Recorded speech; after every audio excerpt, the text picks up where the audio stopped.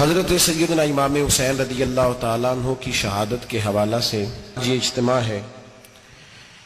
امت مسلمہ کچھ آزمائشوں کا شکار ہے، کچھ ہمارے ذہن اس طرح کے ہو گئے، عام آدمی سے لے کر بڑے آدمی تک کہ کوئی بات بڑی جلدی ہمارا ذہن قبول ہی نہیں کرتا۔ کسی دوسرے کی طرف جانا یا کوئی اور بات کرنا یہ تو بڑی لمبی بات ہے، عام جو سادی باتیں ہیں وہ بھی ہمارے ذہن مشکل سے قبول کرتے ہیں، چونکہ شکوک اتنے ڈال دیے گئے ہیں، شک اتنا پیدا کر دیا گیا ہے، تفریق اتنی ہے، بدگمانی اتنی ہے، بری سوچ اتنی زیادہ ہے، بڑی مشکل ہے لوگوں کا کچھ چیزوں کو قبول کرنا۔ ہم لوگ جو ڈیوٹی کرتے رہتے ہیں تھوڑی تھوڑی، تو ہم اصل میں اذان دیتے ہیں، صرف اذان دیتے ہیں کہ چلو بتا دے لوگوں کو کہ نماز کا وقت ہو گیا ہے، باقی اس سے زیادہ ہم اپنی حیثیت نہیں سمجھتے۔ اذان دینا ذمہ داری ہے، تو اللہ تعالیٰ جب تک موقع دے گا اذان ہوتی رہے گی۔ کچھ لوگ صحابہ کے بارے میں کمزور جملے بولتے ہیں، غلط باتیں کرتے ہیں، کچھ اہل بیت نبوت کے بارے میں غلط باتیں کرتے ہیں، یہ صرف سنی ہے جو حق چار یار کا نعرہ بھی کھل کے لگاتا ہے اور یہ نعرہ حیدری یا علی بھی کھل کے لگاتا ہے۔ یہ اللہ نے صرف ہمیں مقام، وہ الگ بات ہے کہ ہم لوگ سننے کو تیار نہیں، سمجھنے کو تیار نہیں کہ اللہ نے ہمیں مرتبہ کتنا عطا فرمایا ہے۔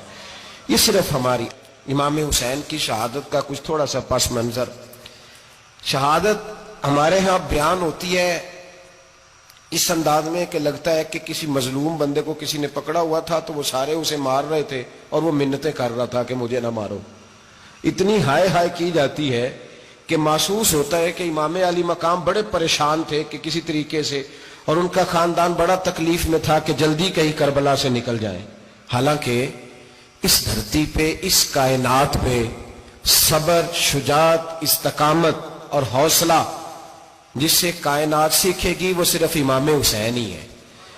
اتنے بڑے صابر آدمی کے بارے میں اس طرح کا رویہ اختیار کرنا کہ وہ تو گویا اس طرح کر رہے تھے کہ بس کسی طریقے سے میری معذرت، تو یہ امام حسین کی مظلومیت سنا کے لوگوں کو اس طرح کا کر دیا جاتا ہے، یہ انداز بتایا جاتا ہے کہ شاید واقعہ کربلا رونے دھونے کا نام ہے، حالانکہ بات یہ نہیں ہے۔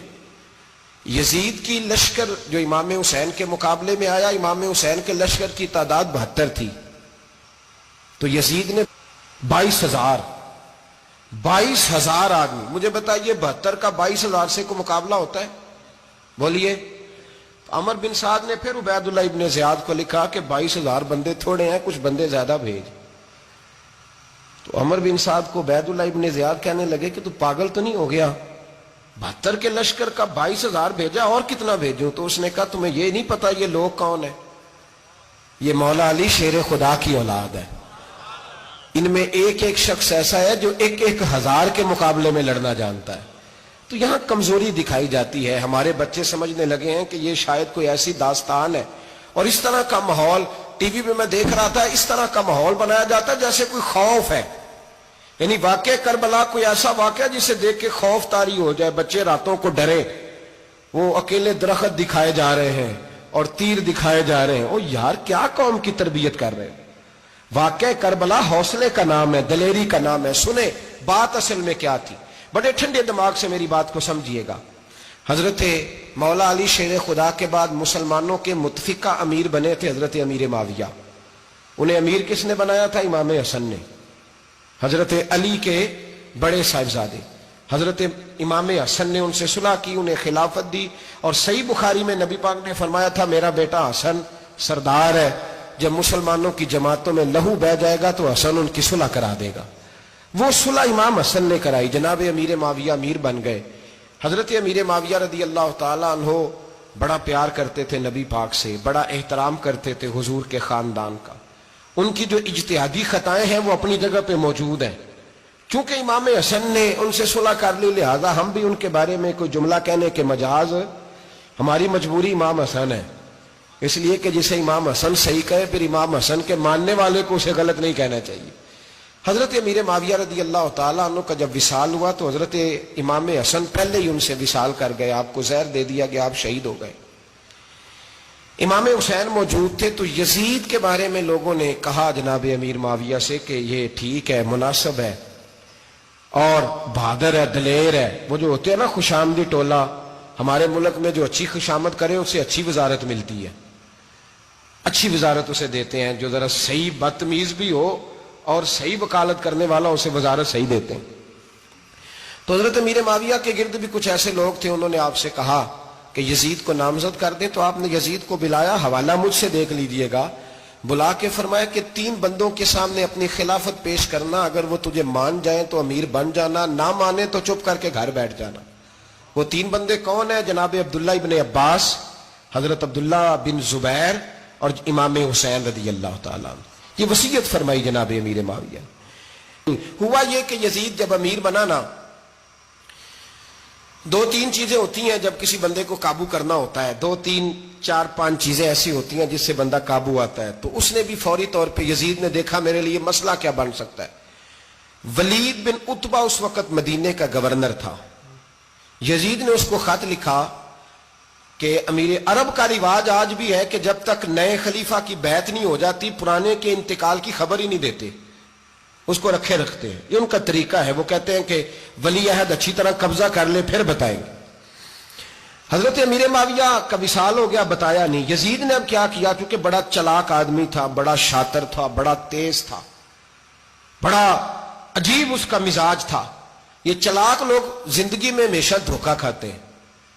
چلاکیاں انسان کو گراتی ہیں اور اتنا منہ چھیل جاتا ہے کہ منہ پہچانا ہی نہیں جاتا. بندہ اپنے آپ کو رب رسول کے حوالے کر دے تو اللہ بڑی بہترین جزائیں عطا کرتا ہے.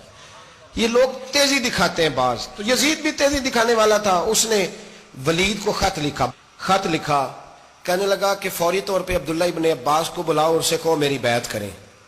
یہ جو بیعت ہوتی تھی نا، یہ بھی سن لے کیا ہوتی تھی. یہ بیعت حلف ہوتا تھا. حلف کہ میں اللہ رسول کے نام پہ حلف دیتا ہوں کہ میں یزید کی اطاعت کروں گا، میں اس کے خلاف کوئی بغاوت نہیں کروں گا. یہ بیعت لوگ سمجھتے ہیں کہ بس ہاتھ پکڑنے کا نام بیعت تھا. اس بیعت کا متبادل جمہوری ملکوں کے اندر ووٹ آیا ہے، اس کا متبادل لفظ. تو کہا بیعت کرے. حضرت عبداللہ ابن عباس کو بھی بلاؤ، عبداللہ بن زبیر کو بھی بلاؤ، امام حسین کو بھی بلاؤ. امام حسین آدھی رات کے وقت بیٹھے تھے مسجد نبوی میں، چونکہ 5 نمازوں کی آپ امامت کرتے تھے. ان اللہ خیر کرے جڑا نماز پڑھائے ہو مولوی، تو جڑا ٹل پائے ہو پیر، جڑا مہینہ نہ نہائے چھوٹا پیر، تو جڑا 6 مہینے نہ نہائے ہو بڑا پیر. کہتے بابا پہنچے ہیں، کڑے چھڑے جو پہن لیے.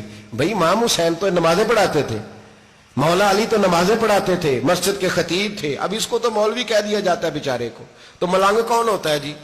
کہتے جڑا کپڑے کٹ پائے. کیا تماشا ہے، قوم جدھر دل کرتا ہے نکل جاتی ہے.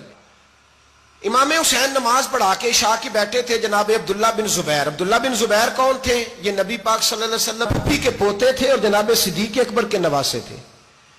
حضرت عبداللہ بن زبیر اور جناب زبیر بن عوام عشرہ مبشرہ صحابی ہیں، ان کے بیٹے تھے. بہت زیرک آدمی تھے. یہ بھی امام حسین کے پاس بیٹھے تھے. عبداللہ ابن عباس بھی تھے جو حضور کے چچا کے بیٹے ہیں، اس امت کے پہلے مفسر ہیں قرآن پاک. یہ لوگ بیٹھے تھے. تو ولید نے ایک بندہ بھیجا، اس نے آ کے کہا جناب آپ کو گورنر صاحب نے بلایا ہے. تو عبداللہ بن زبیر کہنے لگے حسین اس وقت بلانے کی بات سمجھ میں نہیں آئی. تو امام حسین بڑے بصیرت والے تھے، اللہ نے بصیرت دی تھی. کہنے لگے عبداللہ آپ کو سمجھ نہیں آئی، مجھے سمجھ آ گئی ہے، امیر معاویہ وصال کر گئے اور یہ ہمیں جو بلایا گیا ہے نا، یہ یزید کی بیعت کے لیے بلایا گیا ہے. تو کہا پھر آپ آدھی رات کو نہ جائیں، آپ کے لیے خطرہ ہوگا. تو امام حسین فرمانے لگے خطرہ حسین کو نہیں ہوتا، حسین کو خطرہ نہیں. کہا پھر بھی آپ مہربانی کریں ذرا احتیاط سے جائیں. تو جناب عبداللہ ابن زبیر نے، عبداللہ ابن عباس نے 14 بندے نیزے دے کے، تلواریں دے کے امام حسین کے ساتھ بھیجے اور کہا کہ امام حسین اگر اس نے کوئی غلط ملت بات کی نا، زبردستی بیعت کرنے کا کہا، تو آپ بس کوئی ایک بات اونچی آواز میں کر دینا، یہ سپاہی پیچھے آ جائیں گے. امام حسین ان 14 بندوں کو لے کے گورنر ہاؤس پہنچ گئے. جب آپ وہاں پہنچے اس نے بتایا، اس نے کہا جی حضرت امیر معاویہ انتقال کر گئے اور آپ نے یزید کی بیعت کرنی ہے. تو امام حسین فرمانے لگے میں چھپ کے بیعت نہیں کروں گا، مجمع لگاؤ، جمعے والے دن اعلان کرو. جو طریقہ ہے حضرت ابوبکر صدیق کا، جو طریقہ ہے حضرت عمر فاروق کا، جو انداز حضرت عثمان غنی کا ہے، جو مولا علی کا ہے، سر عام اعلان کرو. اگر ساری دنیا یزید کی بیعت کرے گی تو میں بھی تیار ہوں. تم مجھ سے بیعت لے کے پھر لوگوں کو بتانا چاہتے ہو کہ حسین بیعت کر رہے ہیں تو تم کیوں نہیں کر رہے؟ میں عام آدمی نہیں ہوں، لہذا